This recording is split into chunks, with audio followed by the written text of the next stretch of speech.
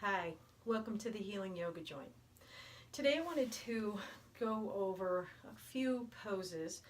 One of the most common texts or emails I get is asking me what someone can do for lower back pain. Oh my gosh, my back is hurting me. Now, this is not medical advice, so I'm starting with that disclaimer. But oftentimes, if you know it's a muscle issue, soft tissue, we get tightness in our back. We also probably have tightness in our hip flexors. Sometimes it's also our quads. We don't even know that.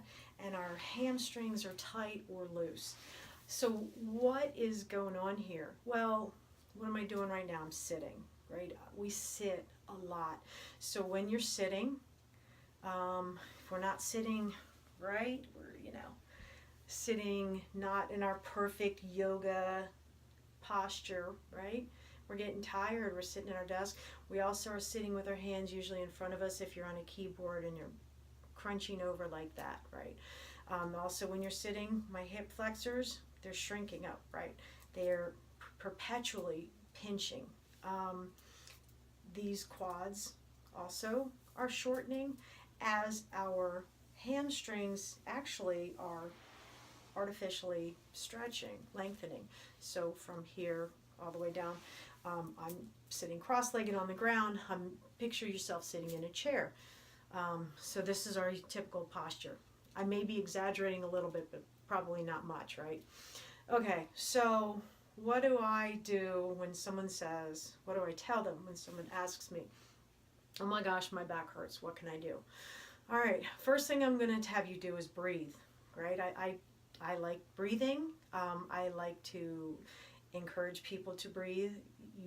You think you breathe every day, you do, you inhale and you exhale, but you're not getting good quality breaths. So just that little bit of a change in your breathing is going to get things started. So just do an even breath. So even count, inhale 4 or 6 and exhale 4 or 6. And see if you can increase that slowly to maybe 8 or 10 inhales and exhale. And so I'm just going to do 4 real quick. Get comfortable. Let your hands rest, shoulders down and back. Inhale and exhale. And then count in your head. Inhale, 2, 3, 4. Exhale, 2, 3, 4. Inhale, 2, 3, 4. Exhale, 2, 3, 4. And really breathe down into your diaphragm, the belly breath. Get your belly going in that, because we tend to breathe up here, it's just a habit, we're trying to just get things done, go, move, and be efficient, not effective. So that breath is much more effective.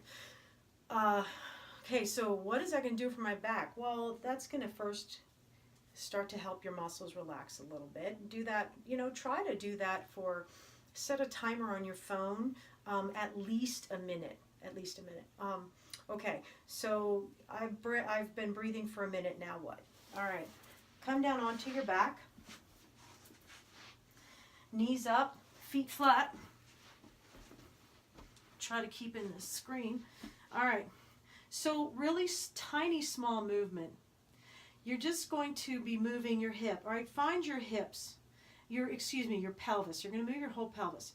So you're going to tilt forward, left, back, right, forward, left, back, right.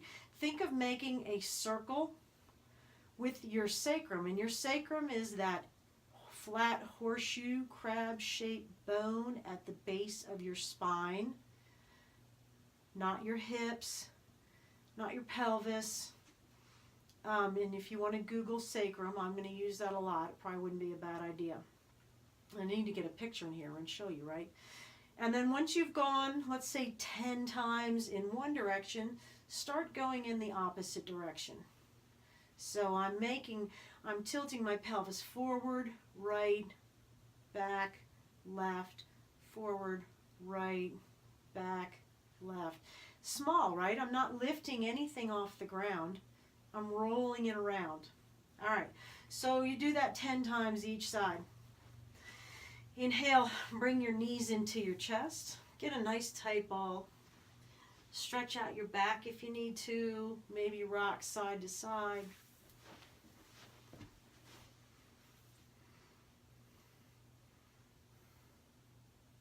This feels pretty good in and of itself.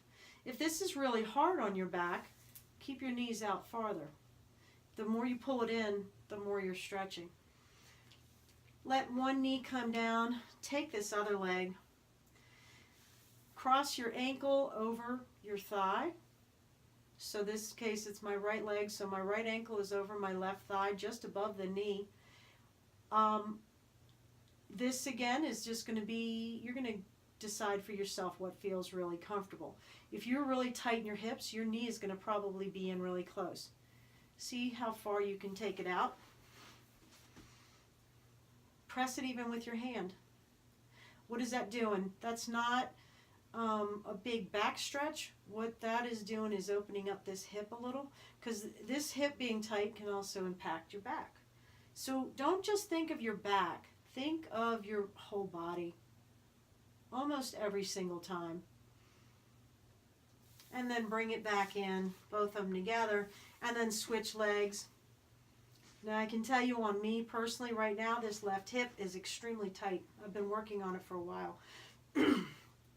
So I'm going to, now I can get it to go. Once I can get it going, it feels much better. And then, so let's say you do that as long, you can do that as long as you want to make yourself as comfortable as you can. The next thing I want to do to show you, this one I'm going to tell you before we even go into it. I'm going to give you different places to take it. It's going to be a hip and low back stretch.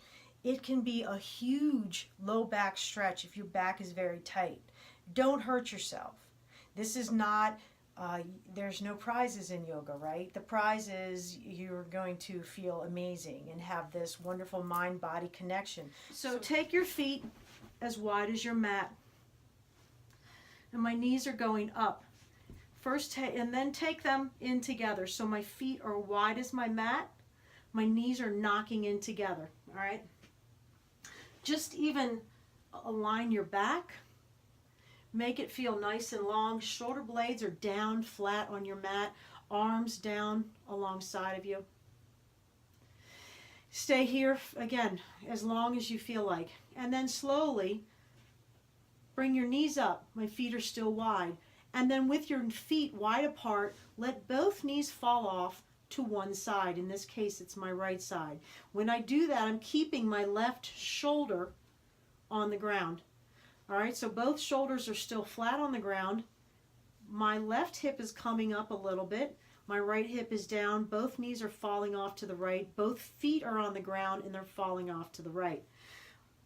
This is where you're going to make your decision. You can stay right here and do nothing further to deepen this stretch. Or if you're thinking, all right, this feels pretty good, let me try a little bit more, or maybe you don't feel much at all, take this right foot, bring it up onto the top of that left thigh and just above the knee, and just let it lay there. Stay right here, or take your gaze over your left shoulder. So your gaze is going in the opposite direction of your knees. I'm not going to turn my head away. And again, you can hang out right here. If your low back is tight, you are really going to feel this right here. All right?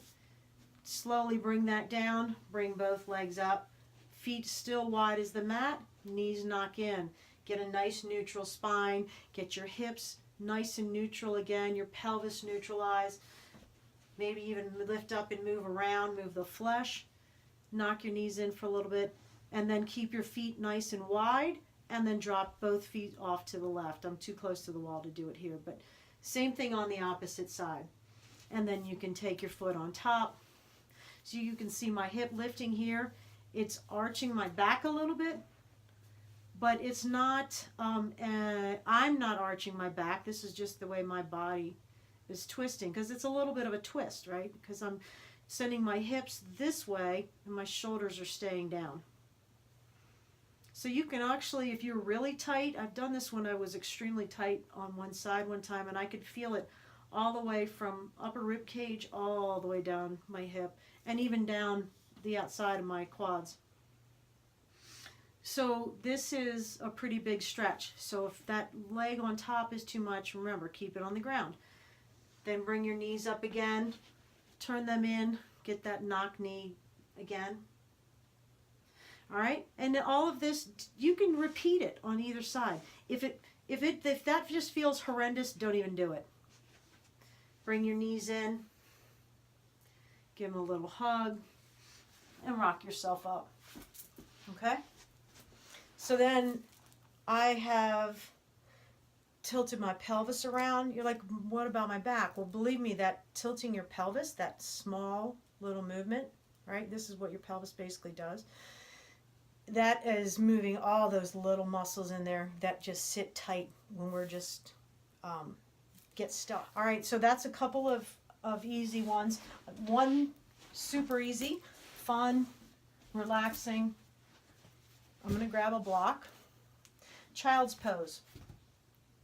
So when we're in child's pose in a class, if you ever go to a studio, you will see oftentimes it's giving you are given the option of your knees close together or your knees wide. So what's the difference? Well, if you have your knees wide, you're going to feel a little bit more of a stretch in your hips. If your knees are close together, it's going to be more concentrated in your back. Either way, you will probably feel it in both places. Also, another place you might feel it, which can make it uncomfortable, which is why I grab this block, is your knees. Child's pose can be hard on those with knee issues. So I'll show you, you can use either a blanket or a block. I like the block because it is quicker. A blanket, I don't have to mess with folding it the right way, because usually you're in and out of child's pose quickly. But for our purposes today of the relieving back pain, this is one you're also going to stay in for a while. So you may or may not want to block. I'll show you in a minute. So come into your child's pose. Well, actually, before you do child's pose, we're going to do a little cat-cow. So arch your back, pull your shoulders back gently, gaze up towards the ceiling as you inhale, and then as you exhale, round your back up towards the ceiling, chin drops down. Inhale, arch, gaze up, and exhale, round, chin down. Again, do that as many times as you want, but I would say no less than 10 sets. So 10 full arch and round, okay? What do I do with this block? All right, so child's pose, for me, with my knees close together, if I'm not feeling 100%, is hard on my knees. So I put it here, and I let my heels kind of like be the catch, and I put my arms out, I stretch back.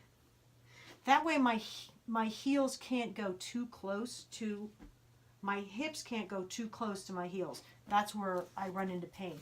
Right now I'm feeling pretty good, but think of that option. Keep your arms nice and extended. Send those hips back to your heels. Reach out. Reach, reach, reach. Let your head come through your arms. If you're feeling really good, the closer your hips get to your heels and the closer your head gets to your mat, you might feel pretty good. So reach, reach, reach. And then just stay in child's pose, again, for as long as you want. You know, if it feels really good, I would say 5 minutes is not even close to being out of the question. And then the last pose I will recommend is just legs up the wall. And if you're unfamiliar with that, bring yourself as close as you can. Bring your right hip all the way, or whatever hip, one hip, all the way. I'm touching the wall. See, I'm on the wall. Okay, why? Because the closer you are to the wall when you start, the closer you will be when you're finished. And what I mean by that is, when I'm done, I want my hips to be up against the wall because I'm going to rest my legs on this wall. Okay, so it's just kind of like a twist. My hips are against the wall. I lean back and I send my legs up.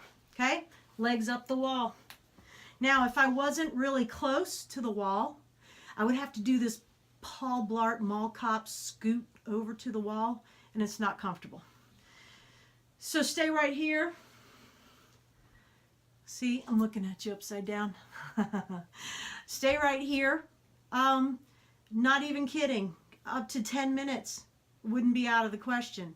Now, this is all assuming you don't have any heart conditions or any other kind of health issues that would prohibit you from doing legs up the wall. You know your health. I don't. So choose wisely what you do with your body. Okay. So those are my suggestions and things that I've even done for myself if I've had low back problems. I hope you find that helpful.